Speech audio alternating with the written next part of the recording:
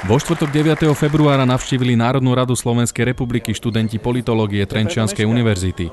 Počas ich návštevy ich sprevádzal poslanec parlamentu Andrej Kolesík.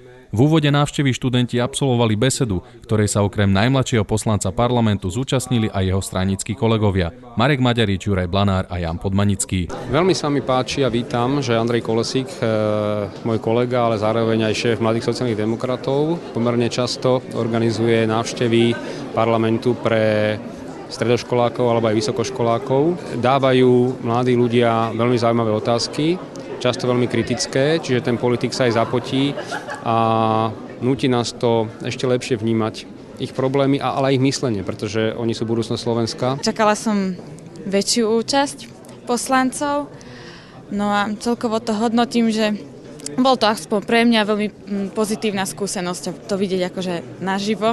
Diskusiu, ktorú sme s ním mali spolu s ostatnými kolegami z Národnej rady a jeho kolegami poslancami bola veľmi dobrá, živá.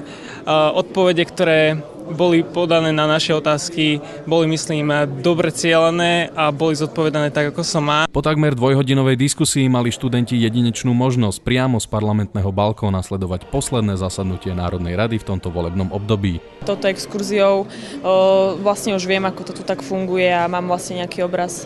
Na margo návštevy sa Andrej Kolesík vyjadril takto. Bolo cítiť, že to nie sú stredoškoláci, ale vysokoškolskí študenti politických vied. Kládli veľmi zaujímavé otázky a zatiaľ to bola jedna z najlepších študentských skupín, aké som v Národnej rade sprevádzal.